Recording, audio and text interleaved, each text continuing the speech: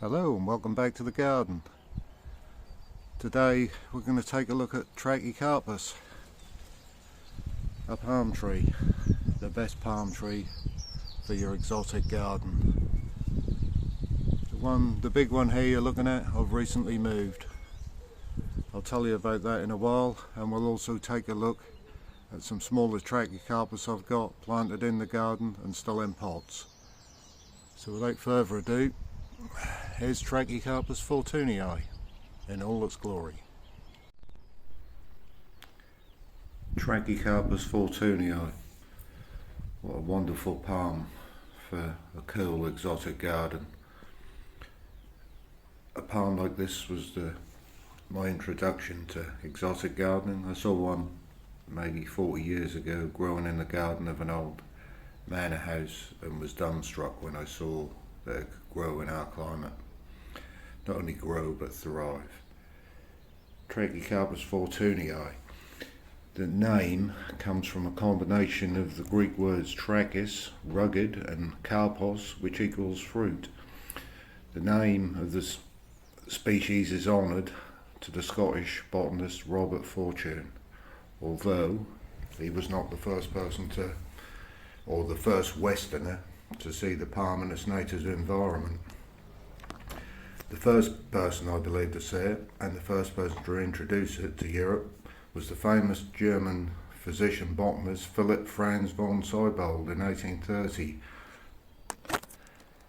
Oddly enough, it wasn't described until 1850 under an illegitimate name, and later in 1961 by its present name. Though Siebold was the first to discover the palm, it was Scottish plant collector Robert Fortune, working for the Royal Horticultural Society, who brought the palm into England in quantities starting in 1849. Hence, it was named after him. Interestingly, Kew had received a seedling from Siebold's original collection as early as 1836. It's odd how some things work out. Nowadays for Trachycarpus, we're sport for choice really. There's a few specialist nurseries and growers about. The choice is a lot larger. At one time you basically had the choice of Trachycarpus fortunei, which is the big palm we then looked at, and Trachycarpus wagonaris, which is a stiffer leaf form. I'll show you one of those in a minute. But I thought we'd have a look at a few variations on the theme, so to speak. The rear, the bigger palm, is a straight fortunei. That was a self-seeded one that I brought with me from the old garden, dug up and potted up, just to bring a little bit of the old garden with me. Then, if we look here, Trachycarpus winsun, it should have 360-degree leaves. No guarantee of that, because apparently they don't all produce that from seed, but that's the seed. So that is a true variation of the species. Trachycarpus natural habitat covers a large expanse, and within that expanse you get different varieties. Although they're not all botanically recognised, there is specific different plants. The one at the back here, Trachycarpus princeps, is a good, if you look at the back of the leaf, it's a lovely grey silvery blue, which you don't get on Trachycarpus fortunei. It's a variation on the theme. What have we got here? Trachycarpus Kilner Hill. A lot, if you look at the leaves on that, a lot more delicate looking than your normal Trachycarpus. And then we have Trachycarpus nova wild form, which there again should be different. So all those we then looked at are naturally occurring variations within the Trachycarpus family. If we move on to this one, this is Trachycarpus wagonarius crossed nanus. Nanus is a dwarf form of Trachycarpus. This is an interesting cross, but this has actually been engineered to be a cross to produce a different and exciting looking plant. What it'll look like as it grows bigger, I'm unsure, but if it inherits the better characteristics of both parents. It'll be a nice smaller palm for the garden, hopefully. Let's take a look at, let's think, there's some others in the garden to look at. We'll take a quick look at them. Trachycarpus fortunii cross princeps. There again, another engineered cross, done on purpose to get the best of both. If we look underneath, I'm not sure the camera will pick it up, but there is a bluey grey tinge to the leaves. This seems very fast growing from what I've seen so far, so hopefully that will make a nice palm for the garden. When you look at the size of the trunk, I believe that sort of size is the ideal size to plant them. They're big enough to be quite hardy at that size, or very hardy at that size. A full grown Trachycarpus fortunii will take -18 in its stride. I'm not sure it would take -18 for week after week, but it can take dips down to -18 with no problems. In their natural range, they encounter snow and freezing conditions, so it really is, Trachycarpus is really adapted to be a good palm for the English or any European or American cooler garden. Which other ones have I got to show you? If we move over here to the pond, let me see. At the back here, we have Trachycarpus Wagnerius cross princeps, which should be another interesting little cross. You can see the underneath of the leaves there, they're already developing silver. Waggies, as we like to call them, because quite frankly that's easier to say. Waggies, as we call them, have a lot stiffer leaf than Trachycarpus fortunii, which is more lax. I've planted it here, it's a bit close to the fence, but hopefully with shorter, stiffer leaves, once it gets up a bit above the height of the fence, it'll look quite stunning behind the pond. Trachycarpus princeps. This is a naturally occurring Trachycarpus. Grows on cliffs, so obviously looks a bit drier conditions. Sheer rock faces. I've seen pictures and they look quite stunning in their native environment. Underneath, I'm not sure the camera will pick it up, let's try. But if you look, the leaves are silver. I can only imagine as it grows bigger and you can actually walk under it and look up at the silver undersides of the leaves, it will look quite stunning. Central spear now pushing through. Absolutely fantastic palm for the garden. If you can get one or see one available, don't hesitate, I'd snap it up straight away because it really is a wonderful palm. Trachycarpus tachyle, or so I'm led to believe. That's what I bought it as. I'm still not 100% sure. If we take a look at this, you can see the longer yellowing leaves, a lot more stretched. This is a result of what happens when you grow Trachycarpus in shade. I moved this from my previous garden, although it wasn't in the ground, it was in a pot, but it was growing in quite a lot of shade.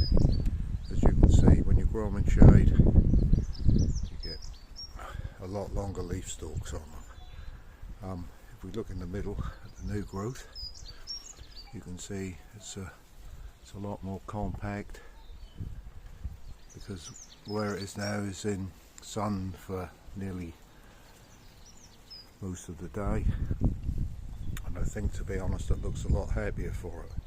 But the point of saying this is just to show that Trachycarpus can be grown in both sun and shade. In shade you get a much bigger, more lush looking plant, I believe. In sun, more compact. We just take a look at the back of the leaf here.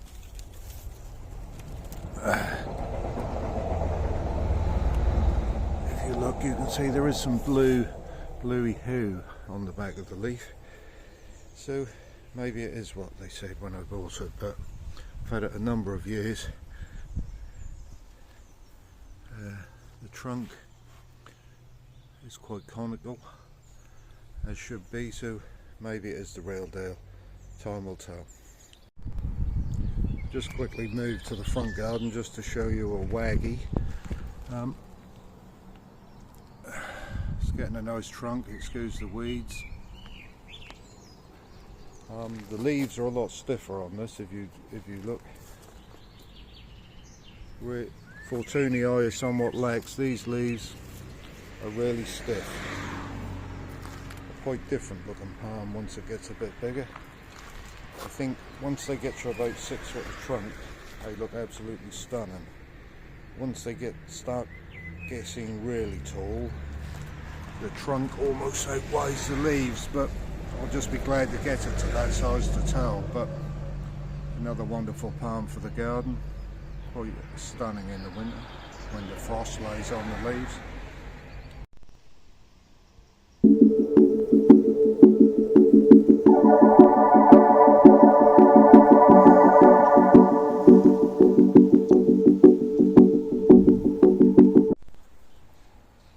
So, this is a new addition to my garden. I've lifted some slabs. These slabs are going eventually. I'm going to have a different patio. I dug this out recently. I bought it off a chap. He gave me a hand to move it. I dug it out. It's got approximately 6 feet of trunk, nice chunky trunk. If you look at the leaf bases, you can see where it was leafed nearly down to the ground. It's been ignored somewhat in the previous garden. They had no interest in it really. So I bought it, I dug it out. I'll attach a little video clip of when I dug it out.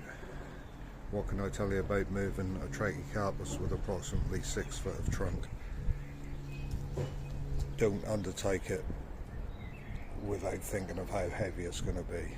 I dug this one out. I couldn't even, once I toppled it, I couldn't even move it on my own. Tervis could just about move it. The root ball, or we have had a lot of rain lately, but the root ball was extremely heavy, to the point where I had to spend 2 hours carefully removing soil from around the roots just to make it light enough so we could move it. Took 4 of us to move it to a trailer in the end and get it on. 2 of us managed to drag it to its position here, but I must say, not a task to be taken on without some thought and pre-planning. I had the planting hole pre-dug, ready to drop it in, so I dug it out the other end, went on the trailer, we brought it back and put it straight in the planting hole so it was out of the ground for the minimum amount of time. It's just what I wanted really. From my previous garden I'd left some really big Trachycarpus, and although I've replanted a lot of small ones, and quite honestly they grow better from being small, I wanted a bit of height in the garden. You see the flower stalks I've left on for now. They were quite attractive. In a couple of weeks I'm going to trim them off. I've removed a lot of the lower leaves, because obviously when you've dug something up and reduced the root ball somewhat,